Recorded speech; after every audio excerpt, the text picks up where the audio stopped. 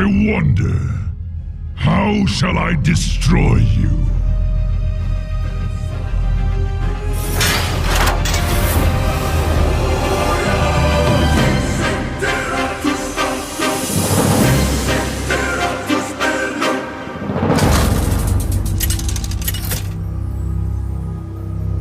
So have you seen that new 300 movie yet? No, but I heard it's the #1 movie in the world right now, apparently. Like in the world? Yeah, in the world. That's what their Facebook page, official 300 Rise of whatever, I forgot the name. Official Facebook page said, thanks for making us the #1 movie in the world. Is that like sarcasm? No. What? Is it hyperbole? Did you see it? Did you see it? Did you not like it? I haven't seen it yet. I don't. It's just, it seems kind of lofty for someone to talk about themselves. I mean, what? You don't see me going like I'm the #1 podcaster in the world. That's because your podcast sucks. Ooh. I don't hear anyone laughing at your jokes. Who would want to be a co-host on that podcast? God damn. You son of a beach. How's it going, man? Pretty good. It's good to be back in the studio. Like, so how would you describe our studio? Is it a garage? Let's paint the picture for our audience. Is it a garage? Is it a treehouse? Are we recording in a glass box on the top of a building? Yeah, we're in the penthouse, top floor. What do we have, like, servants? Yes. It's like, is this Hooters or is this is that Duelists Discussion podcast? I don't understand. Is that the question that people joining us on the show ask? Like, are we at Hooters or are we at a studio? Well, we got a tour of the studio. Are those tits real? Or do you think the tops of skyscrapers, they get shit on a lot? Or is that like too high for? Yeah, is that too high?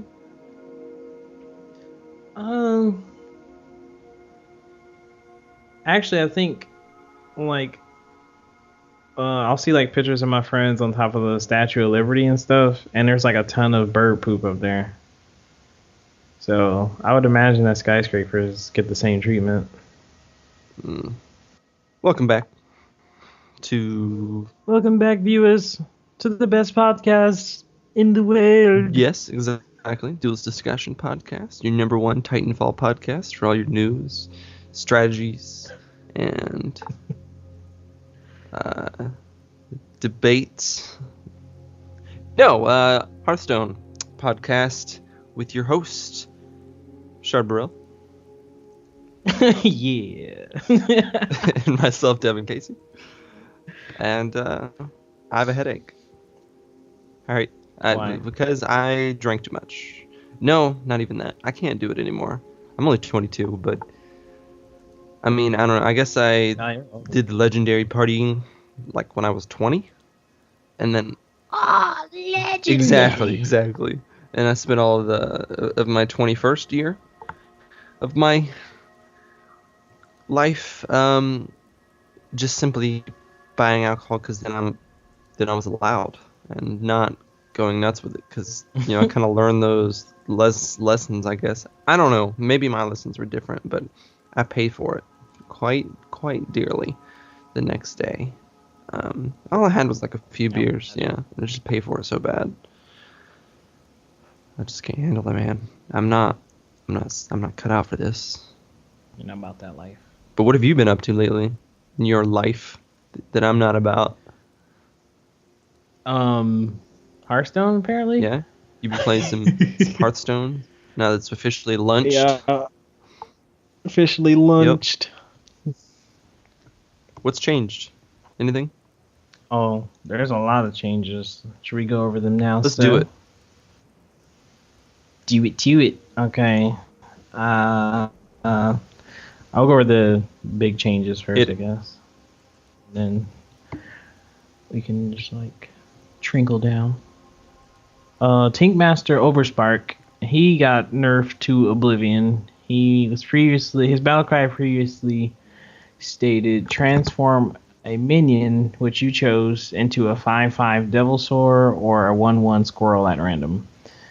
Now he transforms another random minion into a 5/5 Devilsaur or a 1/1 Squirrel, meaning it's completely random, and even your minions can be changed into the 2 options as well. So now it's like the only time to use him is if it's just Tankmaster and the target that you want to get transformed. Whereas before he was a 3-mana silence / stat nerf on any card that you chose. So before we address that, let's ask the important question. Was there something wrong with this card prior to this change? I would say that aside from the fact that he was pretty much auto include in any high level deck, it's like that's just a lot of power for 3 mana. You get a silence and basically a polymorph in one card, and then it has a minion attached to it. Granted, his stats aren't phenomenal; they're actually really bad. But if you turn someone's Ragnaros into a 1/1 Squirrel for 3 mana, late game, you would still have 8 or 9 mana to do something after that. That's exactly why Blizzard changed it. You'd figure they would change it because it's in every deck, which is part of the reason, because they want people to use all sorts of different cards. They don't want auto include. Mm-hmm. But they said they want people's big minions to last longer, because they want, turn 8, turn 9, turn 10 to start to get a little epic and shit's going down. They don't want games to last till turn 20. That's not the game they designed. Exactly.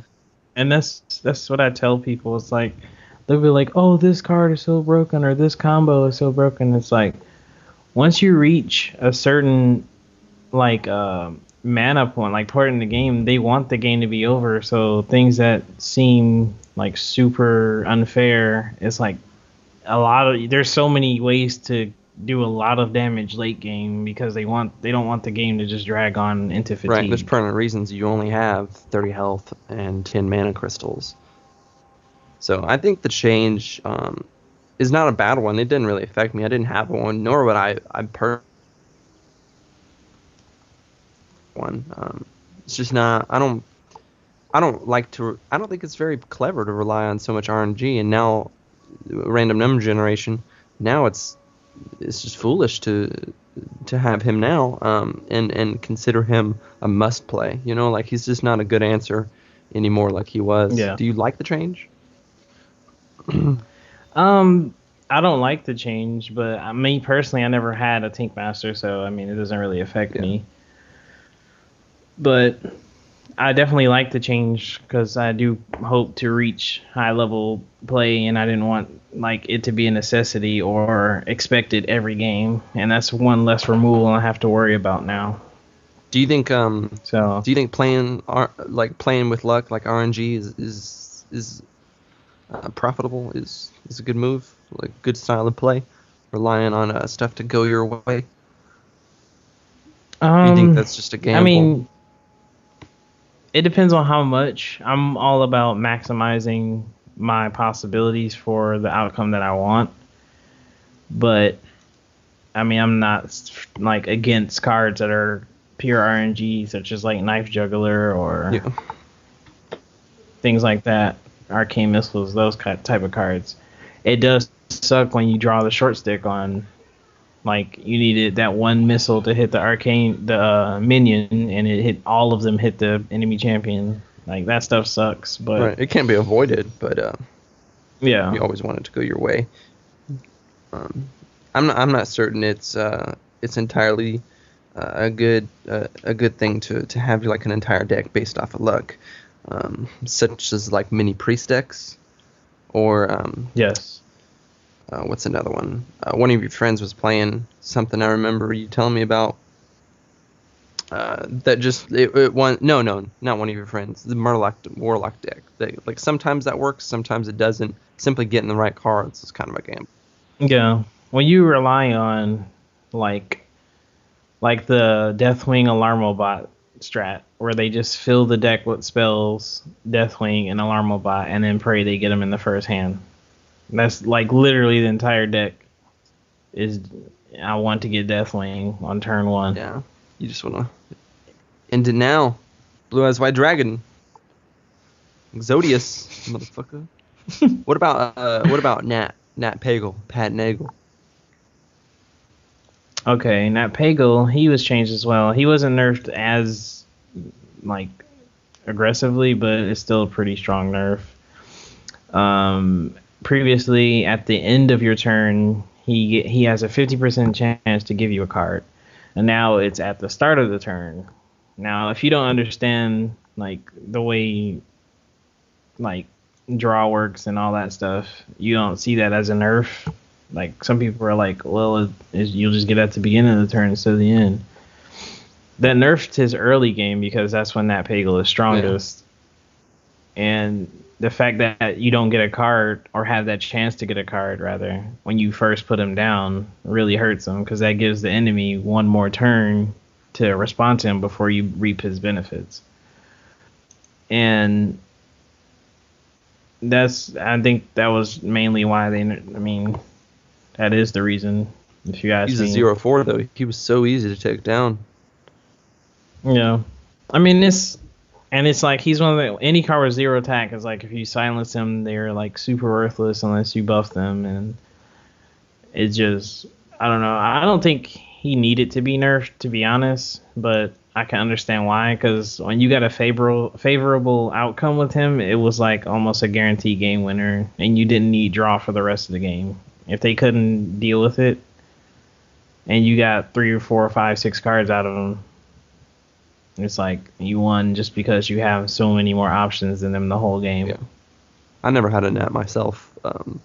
Again, too much RNG. Like, that's not worth 1,600 dust to have a coin flip. I don't agree with it. And Gerald, my friend Gerald, he recently got one, and he was thrilled because it was his first legendary, but he eventually like stopped being so thrilled about it when it wasn't pulling cards for him. So he was pretty pumped when they allowed him to dust it for 1,600 and make something else. Yeah, that's pretty awesome. Yeah. How do you feel about the other stuff, the card backs and stuff, and that have finally launched? Do you have any? No, I don't have any. Oh, so you rely on in-game? I thought I said no. That. You said I got 3, and I'm like, I don't have any. I said I got 3. Do you like the ones they showed? It looks like a Pandaren one.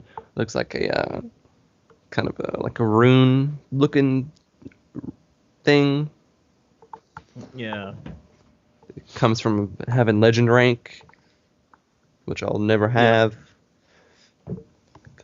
Now with that attitude. Not with a day job. Right. And I don't know.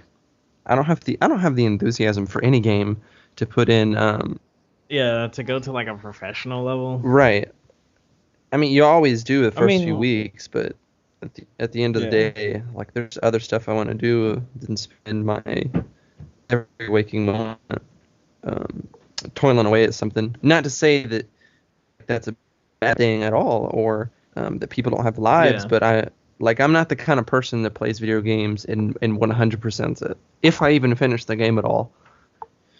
I've never finished a Grand Theft Auto game. Gotten pretty close, but I've only finished 2 of them, and I've played all of them. Haven't even gotten started on the collectibles for those. I never will, you know. Oh yeah, and like the Spider-Man games and stuff. Even as much as I love Spider-Man, I've never completed like all of the collectibles, optional side missions, and all that, because I'm just like there for whatever enjoyment I can get out of it, and then I move on to the next game.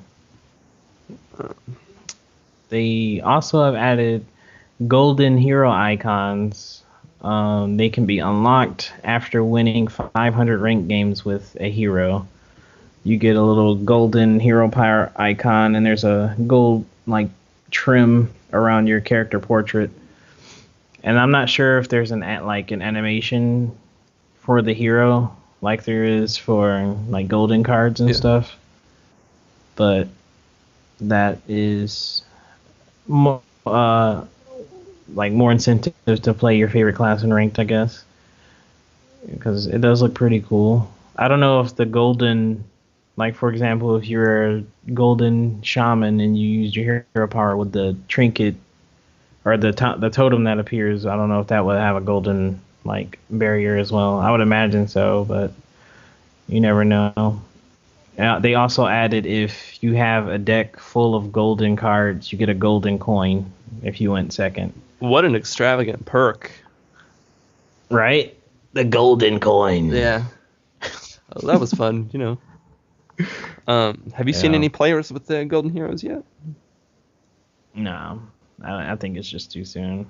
Like even when I think maybe about like a year from now it'll start to be common to see them. But honestly, I don't think there's enough like serious players right now. What the heck? That's nothing. I'm not right outside your door. Anyway, I guess my goal would be to get Gul'dan, my warlock, up. I certainly play with him the most. I only have him about level 50 or 40 something, 46 or 47. I can't get into Warlock. I've tried so many times, and I have the cards. I just don't. It's the only deck you don't have, right? A Warlock, a good one? Yeah. Yeah, I have a solid deck pretty much on every class. I have 2 solid Shaman decks, and then every other class I have one. What's your issue with building a Warlock deck? Like, what do you... It's like, I don't like in World of Warcraft, I like the whole concept of they sacrifice health to do damage, or they sacrifice mana to like do something. Like the checks and balances is cool in Hearthstone or in World of Warcraft, but in Hearthstone, like I feel like there's too many cards that like I'll end up putting too many cards that deal damage to me, or too many cards that discard my cards. I failed to put enough draw in because I'm like, oh, I gotta put less draw because I'm a warlock. But then I end up paying for that because I hurt myself and I didn't put enough healing in. Like, there's just so many things to think about that I don't know. I just haven't sat down and like actually tried to map out like my checks and balances on a good deck yet. I feel you. They're not easy to pick up. Them and Shaman both take like timing, like time and finesse to eventually learn how to play them properly. Right. Like learning how to like not even sweat your health. Just knowing that losing health is just part of how you play the hero is really important. Yeah. And just not even sweating it. Like 13 health, like you got me down to 13 health earlier in that game. You beat me with the rogue, right? Were you a warlock? Yeah, I had like 21. I don't remember. But like you know, you get so low with the warlock, you're not even paying attention. Like why? Like don't even stress about it, because you might pull a Jiraxis, you know. Like you just learn not to stress. Like oh shit, I shouldn't life that. I just now noticed my 13 health. Right. Oh well, it's turn 8 Jiraxis in my hand. And a lot of like good decks that I like look up or see on the forums and stuff, like the comments, they'll say like if you're going against a warlock with this type of deck, it's almost always worth it to just hit them in the face and ignore their minions, because warlocks deal so much damage to themselves, especially bad players. And it's like, it's true, because when you think about it, like I've seen warlocks deal like a good 15 to 16 damage to themselves. Jiraxis is so key to being able to come back from that. I think that's what I need. I think I need a Jiraxis, and it'll be a lot easier to map myself around that. I feel like this late in the game, or the kind of players we end up facing around the teens of the rank, 15, 18, 19, so on, having the hero's legendary specific to that hero class is like pertinent to being able to do well with the hero. Do you agree or no? Like, you shouldn't play warrior unless you have Gramash, maybe.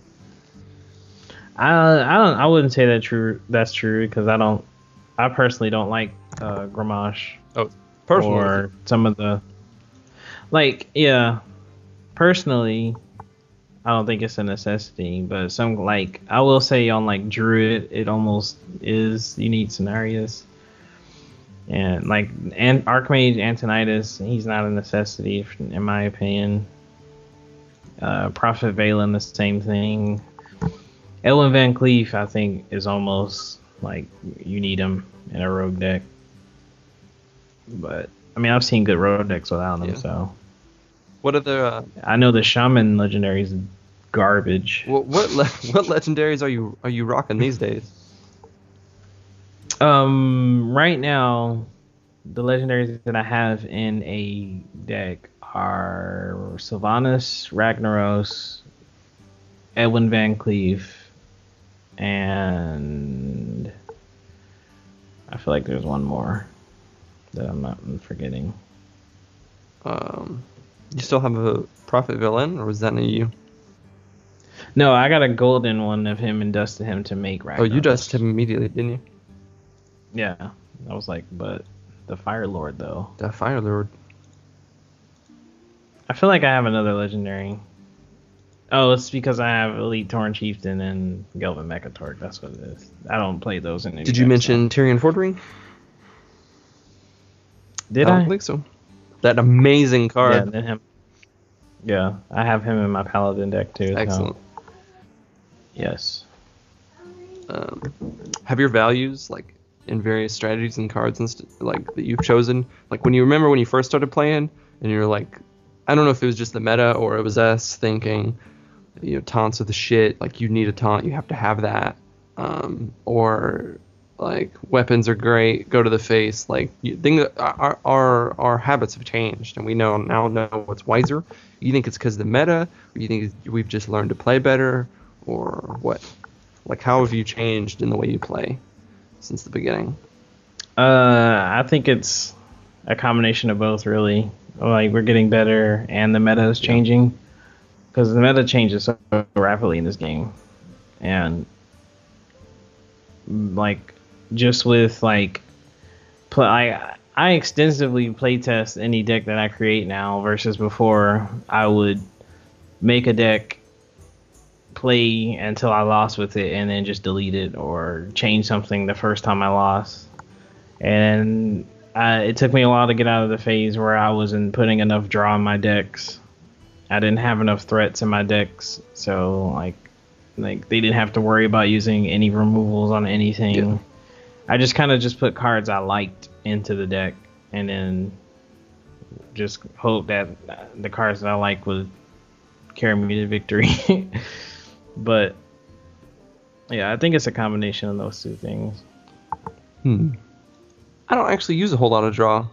Then again, I play mostly Warlock, so it never occurs to me. Yeah.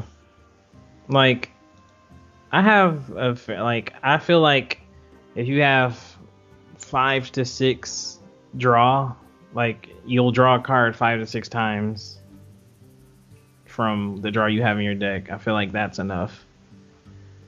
So I'll have like 2 Novice Engineers, then 2 Gnomish Inventors, and then usually I'll try to have 1 like unique draw card, such as like Gadgetzan Auctioneer or Acolyte of Pain, something that I get draw from. That way I'm getting like a benefit in getting some draw. So I sacrifice the chance to have more draw, but I get a better card than Gnomish Inventor or Novice Engineer in terms of like stats and stuff. Do you draft draw in Arena? Yes, as much as possible, because personally in my Arena runs I usually win simply because an opponent ran out of cards. Like I'll pull any draw card I see, and then just like play whatever I'm dealt with. Like my average win, like my average run in arena right now is 5-3, and it's like I can like out of the I think I have like total. I don't know how many total wins I have, but out of like I'll say a good 70% of my wins are like because the enemy just ran out of cards, and it's because people don't pull draw or they just didn't get it. That makes sense, considering like these aren't the cards I would prefer. So at least let's get more in my hand, so I have more options to choose from, which is the whole point of draw, right? Exactly. It's a shame though, like there's not enough cards like Novice Engineer for variety. It's like always Novice Engineer, or I mean, not. Am I thinking the right thing? Yeah. Hope you like my invention. Here's another card. I hope you like my invention. I never made that connection. Oh, with the. Like she says, I hope you like my invention, and then she gives you a card. Oh, is that the invention? Because it's like I guess. I mean, it could be if it's like a mechanical unit, but if not, then it doesn't make sense. Like, here's Sylvanas. I hope you like my invention. What? Yeah. Okay, so do you have a question for me, sir? For Card Conquistador! Card Conquistador! Do you have a question for me, sir? Give Yes. it to me. If you could be any of the dream cards, which one would you be? Between, I'll give you three choices. That's better because I don't remember them all. The Laughing Sister. Like, haha. Alright, go on. What? Okay, I'll just read you what each card is. That's good. When I tell you. So, Laughing Sister is a 3-mana, 3/5 that can't be targeted by hero powers or spells.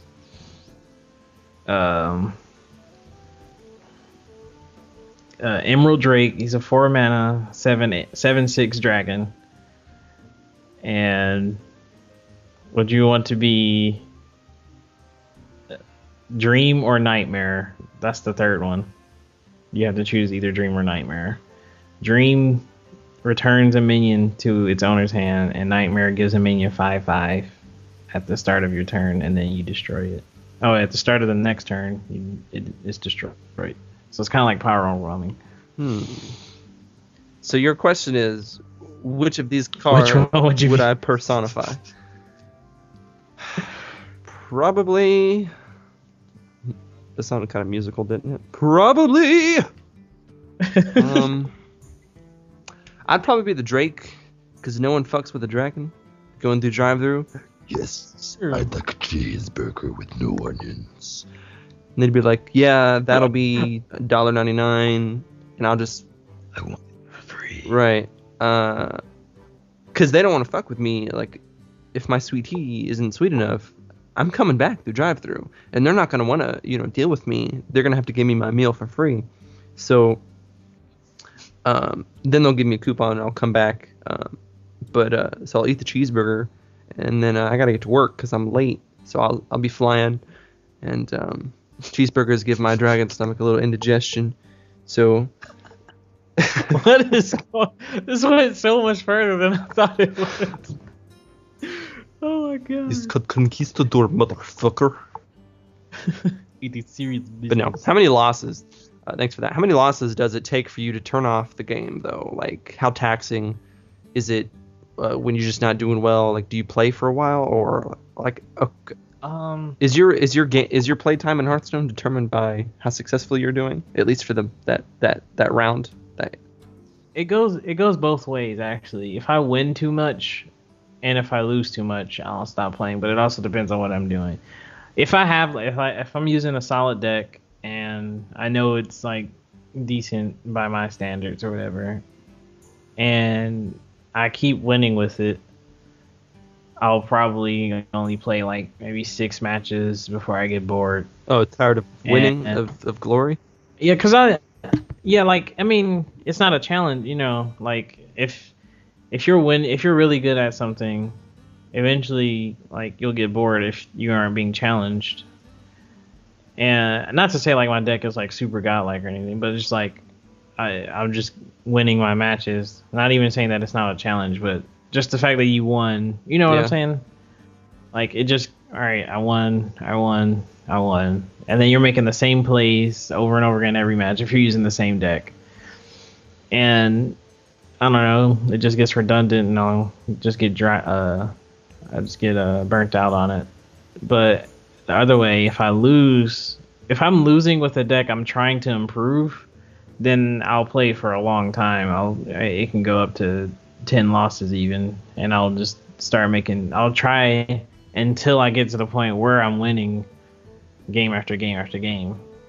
Like my official like, all right, this deck is fairly solid is if I get a 6-win streak with it.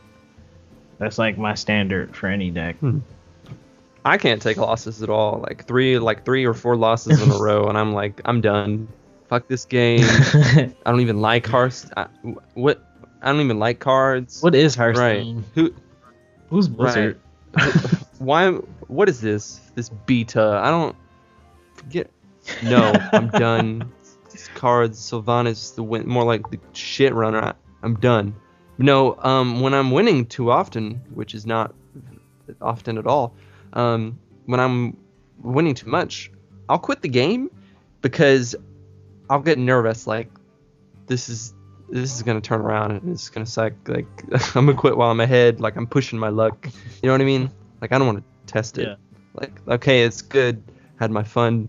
All right, I bow. Like that's stuff. Thanks for the luck, the Hearthstone deities. Appreciate it.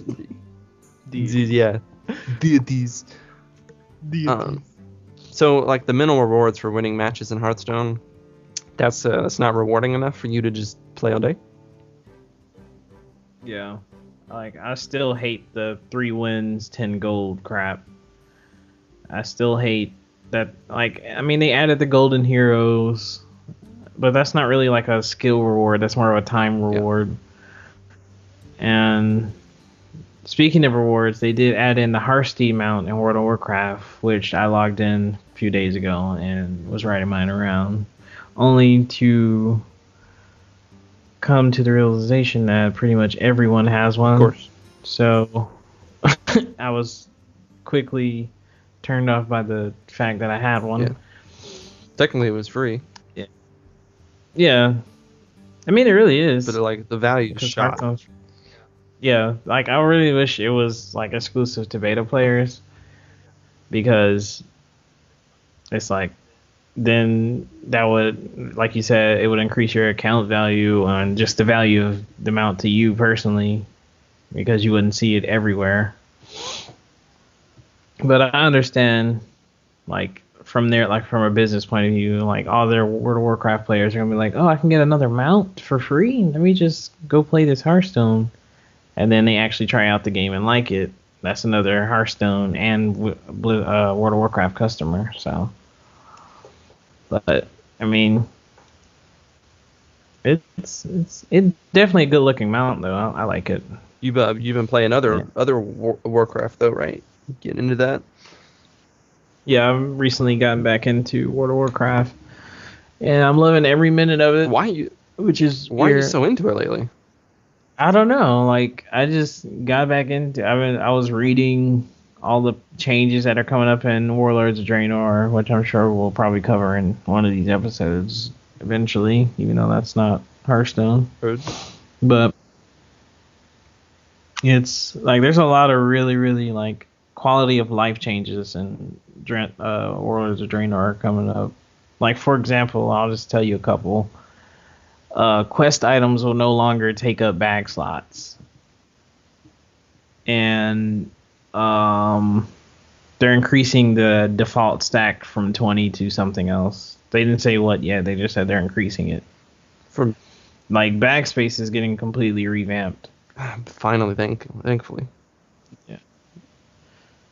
And it's just like there's a bunch of like tiny stuff like that they're changing that just adds up to like, oh, finally Right, like this stuff should have been here all along. Yeah, and Gerald was telling me about this video. We were kind of like I was listening to it while he was watching it, and it was explaining the whole story of warlords, and like I've gained a lot of respect for the orcs as like a race. I never knew their backstory. I thought they were just a group of like dumb beasts that were good at fighting, but they actually have like a lot of history. And if you read the lore for this one, you learn a lot about like why they're green, and like I found out the original orcs are red. Like I thought they were supposed to be green and the red ones were like possessed or something, but the red ones are what orcs are supposed to look like. But it explains all that. From Draenor, right? Yeah. It's like to keep continuity,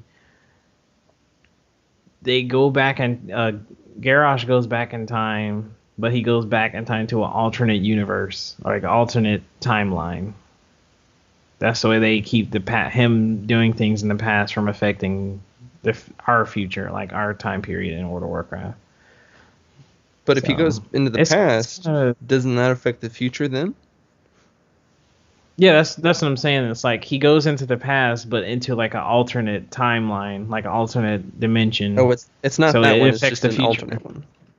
Yeah, it affects the future of that dimension, but not ours. So why go back at all? Because he goes back to recruit a bunch of the warlords or something. Oh, he's coming back. I forgot.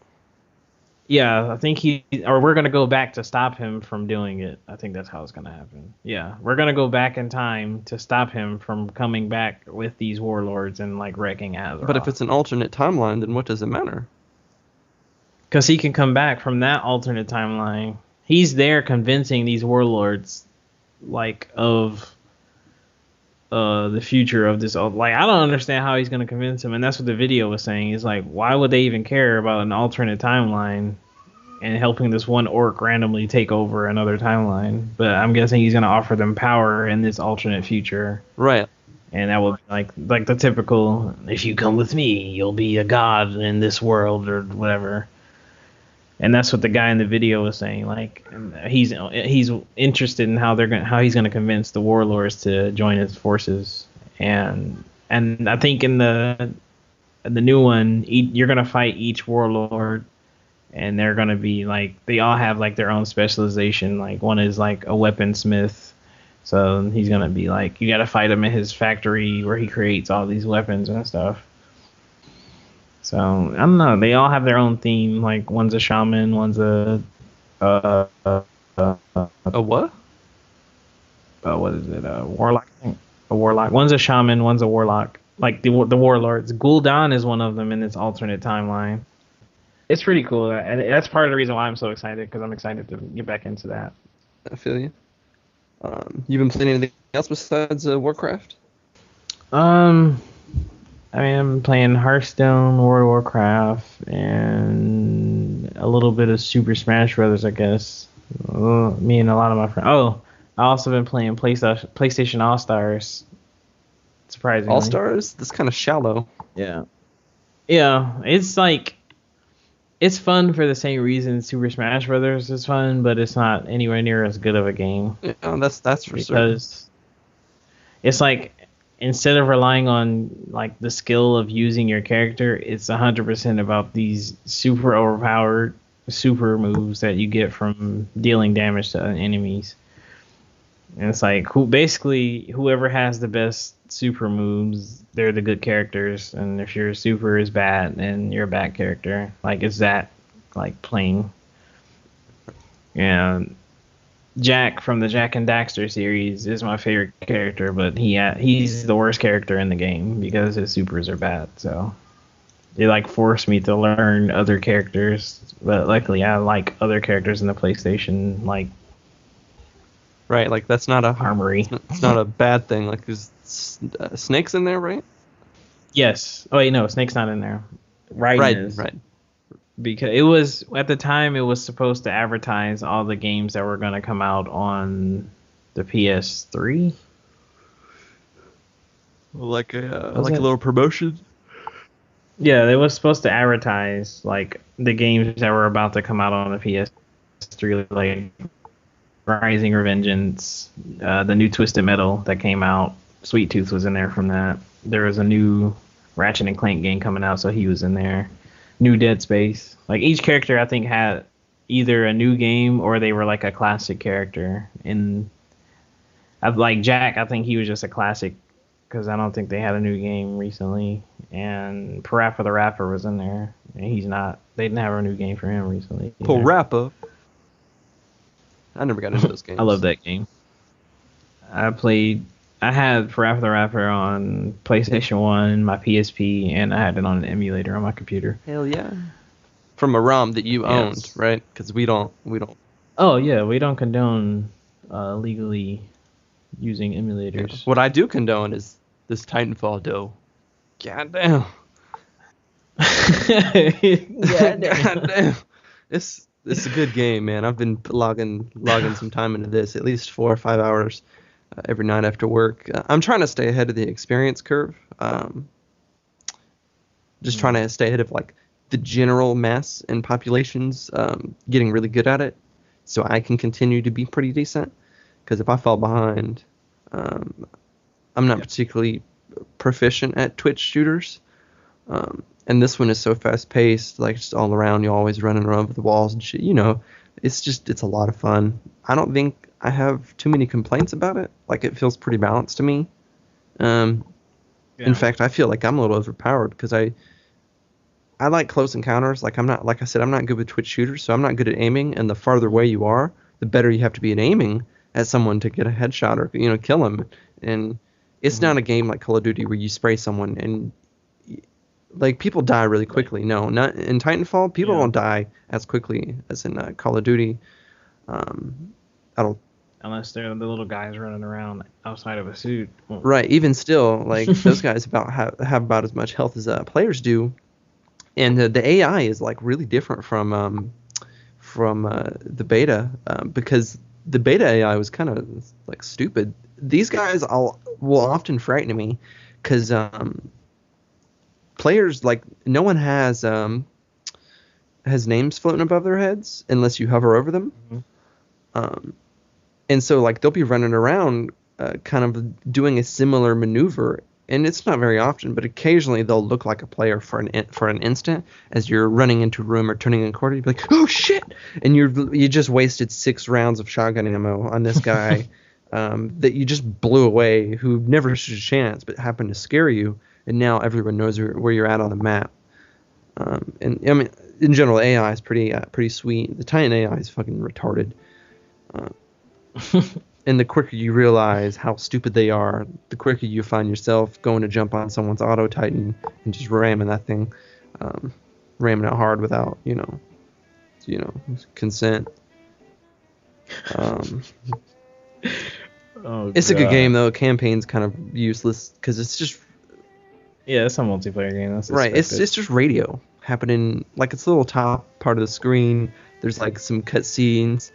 James, I'm not gonna make it. Just go on without me. I can't wait. Meanwhile, you're like, how does this have anything to do with me? I'm just running around off the walls, parkouring, hardcoring. Get it how you live. Anyway, it's useless. I've watched a lot of like reviews and gameplay, even though I haven't played it myself.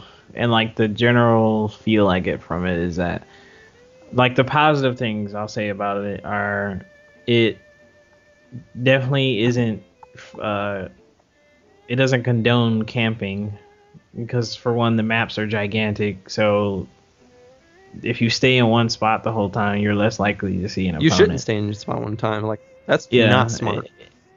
Yeah, it's really like counterproductive / like just not productive at all to just stay in one spot. And I believe killing enemies lets you get your Titan faster, right? Is that correct? Yeah, that could be the AI too. So it's not wise to ignore AI. Yeah, you can kill. That's another thing. The AI give you points and stuff to get closer to your Titan and all that. So even if you're not hunting for a player, like if you're just like a scumbag player, normally that would hide, you could at least just like hunt for AI you can easily pick off compared to players. Yeah. And it's like camping is like a huge issue in most multiplayer shooters that people like just can't stand. So the fact that they tried to deal with it in this is very like it's a very good, a very strong point for the game. I agree. You never really do any, like, this just never happens. Like, the game is so fast paced, you don't have time to sit there and wait on anything. You got to be proactive. Mm-hmm. Which, I don't know. One of my favorite things about the game is that, like, sniping is rendered obsolete. Like, everyone is moving so fast. Everyone is really fast. There are things that make you move faster, like abilities and stuff, like ordinances that give you a quick boost of speed and heal you for a second. Titans are impervious to most types of grunt damage, unless you got the anti-Titan weapons. But like, it's just not. It doesn't make a whole bunch of sense to sit there and scope people out when everyone's moving around. Like, you don't die quickly because you have slow health. People aren't squishy. You die quickly because the game is moving so quickly. Like, I rock with a shotgun, and I feel pretty overpowered with that. But I'm like useless farther than 10 feet away.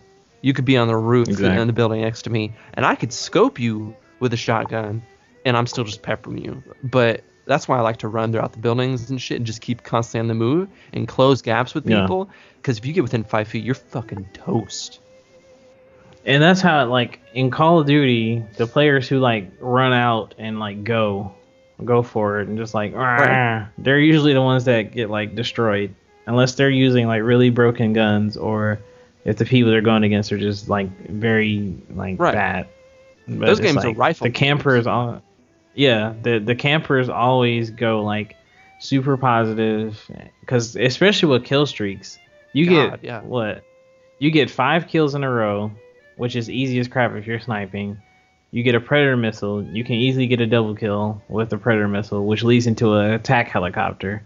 The attack helicopter can get 2 kills and then lead into like a reaper or something. And you've been sitting in the corner of the map this whole time, but you've gotten like 13 kills at this point.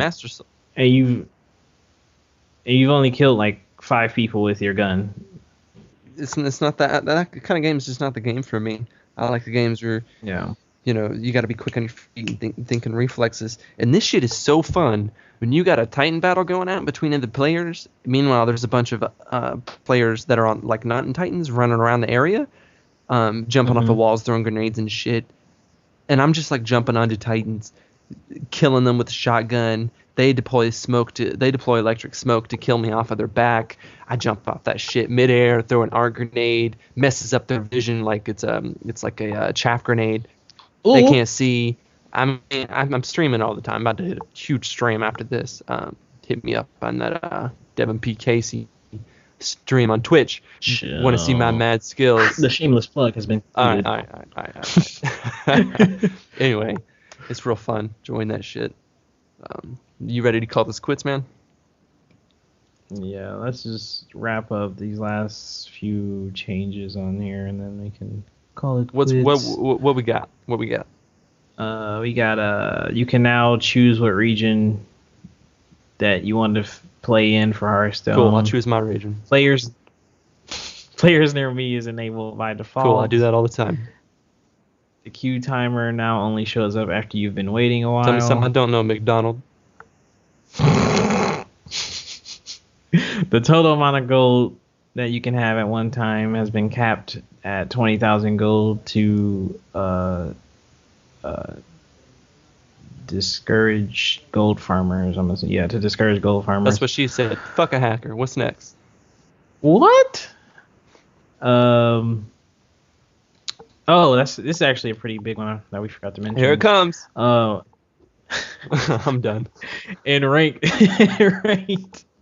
if you reach, for example, rank 15, you'll start, instead of starting back at 25 at the beginning of the next season, you'll start at like 17 instead. Like if you reach a high rank you basically, the higher you go, the higher you'll start at the beginning of the next season versus everybody going back to the beginning. And it's to avoid all the legend players coming back to the beginning and just wrecking all the new players when they first start. Even though they get out of there pretty quick, it still sucks when you're like new to the game and the best Hearthstone player in the world just destroys you. Right. Over and like you're just getting wrecked by really good players. They're just making it more approachable.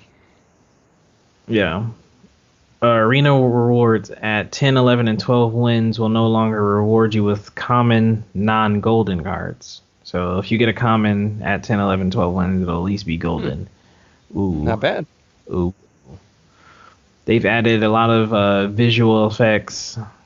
One good example is the Master Swordsmith. There's now a purple spectral sword that floats from his card to the card that he chooses. The totem hero power for Shaman has a new animation, etc., etc. Oh, they added the thing that we wanted, Devin, a disenchanting animation. When you disenchant a bunch of cards, there's an animation now. It's actually pretty cool. I've seen it. The UI when you're challenged to a duel by a friend has been improved. Quote, this is a quote from Blizzard. Wow, so challenge. In reference to the, I believe it's Doog memes. That's pretty funny. Blessing of Wisdom. If you use Blessing of Wisdom on a minion, it now gets the lightning symbol. So that's I actually hated that because I used to sneak Blessing of Wisdom. I used to mask Blessing of Wisdom with like another buff, and they were like, "Oh, that's just the Shattered Sun Cleric buff," and they won't silence it. Somehow they don't notice I'm getting a card every time I attack with this minion. The last couple are if you disconnect from a game, you have 60 seconds to try to reconnect, basically until the end of your turn. Expert AI have been improved. That's a lie. Bullface lie. Yeah, they still are pretty bad. I haven't noticed anything. Yeah, I think they changed some of the cards they use, but they still make terrible plays. I wish I could go back and play the tutorial. Yeah, now and see how hard you would wreck it. I mean, and the story was like the little. I mean, it was like cheese, but I liked. Yeah, it was definitely enjoyable. Yeah. And one last thing. Oh wait, one last major thing, I guess. I have a major thing. Secrets. Secrets can now activate only on your opponent's turn. People are using secrets and proccing them like on their turn, so they were basically being used as spells rather than actual trap cards. I think one example is using Eye for an Eye and then trading with a high attack minion, and when you take that damage, so does the enemy hero. Ah, I like that. Yeah. That's pretty clever. Yeah, I never even thought to do that, but I don't use Eye for an Eye, so. It is. Card. And then there's a bunch of bug changes, but that's kind of minor. We can leave a link to the patch notes for those bug changes. There's actually been quite a few, like a lot of bug changes. Grab the bug spray. Let's do it. Right. I'm glad they finally dealt with a lot of these annoying UI bugs. There's an even worse one now, though. Like, remember the card hover? Yeah. That apparently has been replaced by a more severe card hover, where the card hovers, like above the enemy hero. You like can't even half the cards off the screen. Right. Yeah. They fixed that one, but they improved it. They said they didn't fix that one, but they improved it. That was awful. It's so like I'm glad it just doesn't like affect gameplay. Like you can still attack the card and all that stuff, but you have to target it like off the side of the screen and stuff. Like what the heck? I'm afraid I might hit the hero or something. Yeah, but they removed all the game-breaking ones where like you couldn't select a card in your hand because they overlapped, or Defender or Argus would just randomly swap when you dropped them, and only one minion would benefit from it instead of the two you put it in. That one was really frustrating. Yeah, they changed all the like really bad ones, so that's good. But I believe that's it. There's some good Just to Good avoid changes. this long list. Yeah, I really liked this release patch. It was definitely delicious. Hell yeah. Well, let's close up shop here. It's been a pretty good show with you, my friend. Yes, I agree. It's very informative. Hell yes. Like usual, I love our shows are on YouTube. If you want to listen to 17 or newer, particularly the ones with the what is it called? What's that convention called? Where a bunch of nerds go and talk about nerdy stuff and BlizzCon? there you go, that one. I'll go to that one someday. I love that shit. Yeah. That's at our website at duelistdiscussion.squarespace.com. We're also on Facebook /Duelist Discussion. We're on iTunes, of course. Thank you for your reviews and your ratings. Very nice. Much thanks. Hit us up with the emails at duelistdiscussion@gmail.com. We're on Twitter at Discussion Show. If you love Rashard, buy a t-shirt. We don't have t-shirts. Just tell him, hey. We're going to leave you with some Cloud Kicker. Because Ben Sharp, is a magnificently talented man. He's coming to Atlanta. Going to see them on the 1st of April. It's going to be excellent. Come with Tesseract. I concur. You concur? I concur. So does my cat. And with that, bid you adieu. Farewell, guys.